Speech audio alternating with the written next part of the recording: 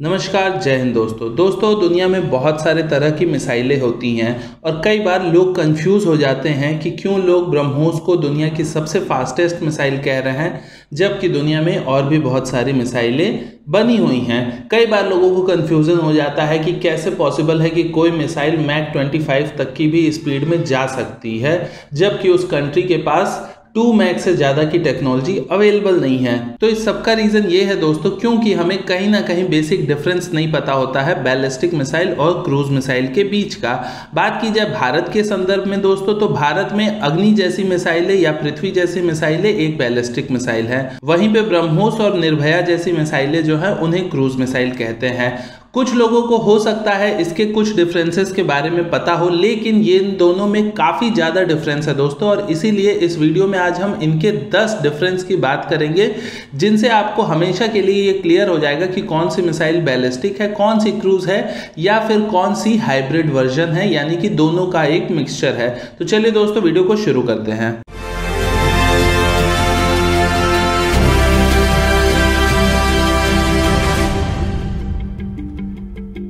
तो दोस्तों बात करें क्रूज मिसाइल की, तो जैसा कि नाम से ही क्लियर है कि क्रूज का मतलब होता है कि एक कांस्टेंट स्पीड पे चलते रहना, और जैसा फाइटर जेट में भी कहते हैं सुपर क्रूज, इसका मतलब कि किस सुपरसोनिक स्पीड पे फाइटर जेट एक कांस्टेंट स्पीड मेंटेन करके चल सकता है। तो वैसे ही क्रूज मिसाइल में होता है दोस्तों, ये मिसाइल्स कैपेबल होती हैं एक पर्टिकुलर स्पीड पे कॉन्स्टेंटली चलने में, जबकि बैलिस्टिक मिसाइल्स में ऐसा नहीं होता है। इन मिसाइल्स की स्पीड किसी पॉइंट पे बहुत ज़्यादा होती है, किसी पॉइंट पे बहुत कम होती है, और कहीं कहीं दोनों के बीच की होती है, यानी कि इन मिसाइल्स की फ्लक्चुएटिंग स्पीड होती है। सेकेंड डिफरेंस है दोस्तों कि जो क्रूज मिसाइल्स होती हैं ये अपने पाथ के दौरान मैन्यूवर्स कर सकती हैं, यानी कि ये अपने पाथ पे एक फिक्स्ड पाथ फॉलो नहीं करती हैं, इनकी डायरेक्शंस चेंज होती रहती है, ये मैन्यूवर्स इन फ्लाइट परफॉर्म करती हैं। जबकि बैलिस्टिक मिसाइल एक फिक्स्ड पाथ पे चलती है और ये किसी भी तरह का कोई मैन्यूवर परफॉर्म नहीं कर सकती है।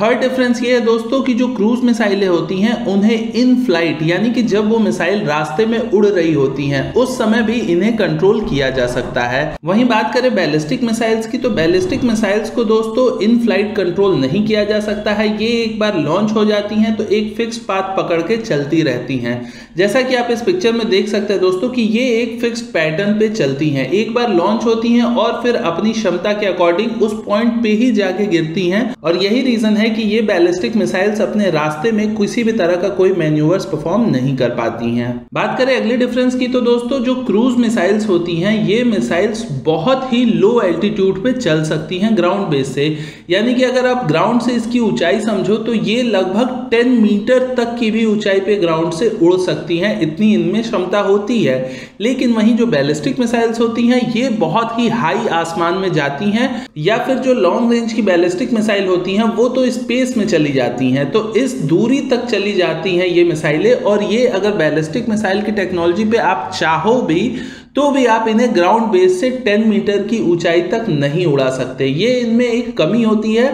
और यही बैलिस्टिक मिसाइल के लिए एक फायदा भी होता है, क्योंकि इसी ऊंचाई पे जाने की वजह से ही अगला डिफरेंस क्रिएट होता है जो कि हाई रेंज और लो रेंज का होता है। बैलिस्टिक मिसाइल्स की रेंज जनरली हाई होती है। इस समय दुनिया में जितनी भी मैक्सिमम रेंज की मिसाइलें होती हैं दोस्तों वो सारी बैलिस्टिक मिसाइल्स होती हैं, जबकि जो क्रूज मिसाइल्स होती हैं उनमें अभी हमारी टेक्नोलॉजी इतनी ज़्यादा नहीं आ पाई है कि हम क्रूजिंग स्पीड के साथ उसकी रेंज 10,000 या 15,000 किलोमीटर तक पहुंचा सके। इसीलिए आपने देखा होगा जितनी भी क्रूज मिसाइलें होती हैं उनकी रेंज 300 किलोमीटर से 1000 या 2000 किलोमीटर तक मैक्सिमम होती हैं। अगले डिफरेंस की बात करें दोस्तों, तो जो क्रूज मिसाइल्स होते हैं क्योंकि उनका पाथ फिक्स नहीं होता है, वो मैन्यूवर्स परफॉर्म कर सकती हैं, इसलिए उन्हें इंटरसेप्ट कर पाना काफ़ी ज़्यादा मुश्किल होता है। वहीं पे बैलिस्टिक मिसाइल्स क्योंकि एक फिक्स्ड पाथ फॉलो करके जाती हैं, तो इस वजह से पहले ही अगर आपने उसको ट्रैक कर लिया है तो आप उसे नष्ट कर सकते हो, यानी कि इन्हें इंटरसेप्ट करना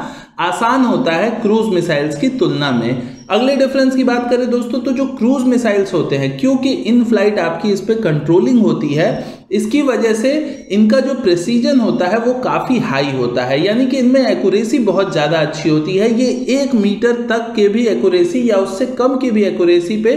काम कर सकते हैं। लेकिन वहीं बात की जाए बैलिस्टिक मिसाइल्स की तो उसमें इस तरह की हाई एक्यूरेसी नहीं होती है, यानी कि बैलिस्टिक मिसाइल्स एक लो प्रेसिजन वेपन कहलाते हैं। बात करें नौवें डिफरेंस की दोस्तों, तो इसमें इंजन की बात कर लेते हैं। तो जो दोस्तों बैलिस्टिक मिसाइल्स होते हैं उनके जो इंजन्स होते हैं वो जनरली 2 या फिर 3 स्टेज के होते हैं। अगर कम रेंज की है तो 2 स्टेज के होंगे और ज़्यादा रेंज की है तो 3 स्टेज के होते हैं। और ये जो इंजन्स होते हैं दोस्तों ये सॉलिड फ्यूल पे काम करते हैं। इसमें rocket booster, solid fuel rocket boosters लगे होते हैं जिनके बेसिस पे ये काम करते हैं और इसी वजह से इनकी जो स्पीड है वो मैंने बताया था कि वो फ्लक्चुएटिंग होती है, कभी ज़्यादा होती है कभी कम होती है, वो उनके स्टेजेस पे डिपेंड करता है। वहीं पे अगर बात की जाए क्रूज मिसाइल की तो इसमें अभी तक फिलहाल जो बने हैं वो 2 स्टेज तक के ही बने रहते हैं। इसमें पहला स्टेज तो सॉलिड फ्यूल बूस्टर का ही होता है जैसा कि बैलिस्टिक मिसाइल्स में होता है, लेकिन इसका जो सेकंड इंजन होता है दोस्तों ये लिक्विड फ्यूल्ड होता है और ये या तो रैम जेट पे काम करता है या टर्बो जेट पे या टर्बो फैन पे या फिर किसी और तरह के ऐसे इंजन पे काम करता है जो कि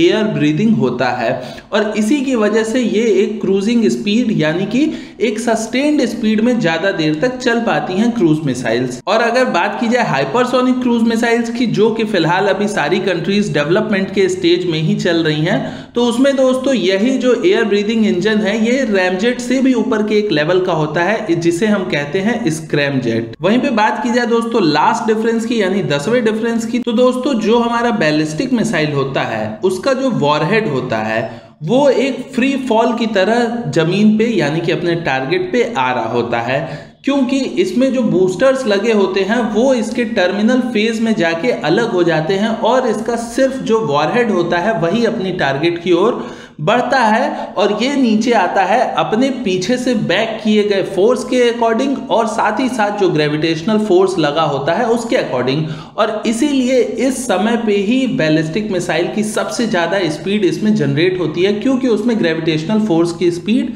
ऐड हो जाती है। तो इसी वजह से ये स्पीड आपने देखा होगा बैलिस्टिक मिसाइल्स में मैक 20 या 24 तक की भी होती है, जैसे कि हमारी अग्नि 5 की जो मैक्सिमम स्पीड है वो 24 मैक की है। तो इसका ये मतलब नहीं है कि वो 24 मैक की ही रफ्तार में चलती है, बल्कि इसका ये मतलब है कि वो मैक 24 की स्पीड से नीचे की ओर उसका वॉरहेड आ रहा होता है। वहीं पे बात कर ले क्रूज मिसाइल की, तो क्योंकि ये दोस्तों गाइडेड होता है पूरे रास्ते पे, यानी कि जब तक ये टारगेट को हिट नहीं करता है तब तक ये गाइडेड होता है। तो दोस्तों ये सारे जो बेसिक डिफरेंसेस थे ये मैंने आपको इसलिए बताया है ताकि अगर आपको कभी भी फ्यूचर में किसी और मिसाइल के बारे में पता चले तो आपको ये पहले से पता हो कि बैलिस्टिक मिसाइल क्या चीज़ होती है और क्रूज मिसाइल क्या चीज़ होती है। अगली वीडियो मैं जो बनाने वाला हूं वो शौर्य मिसाइल वर्सेस ब्रह्मोस मिसाइल के ऊपर बनाऊंगा और उस समय ये नॉलेज आपके काफ़ी काम में आएगी। तो फिलहाल के लिए इतना ही दोस्तों, अगर चैनल पे नए हैं तो सब्सक्राइब जरूर करिएगा और वीडियो अच्छा लगा हो तो लाइक जरूर करिएगा। नेक्स्ट वीडियो में मिलते हैं, तब तक के लिए नमस्कार, जय हिंद, आप मुस्कुराते रहिए।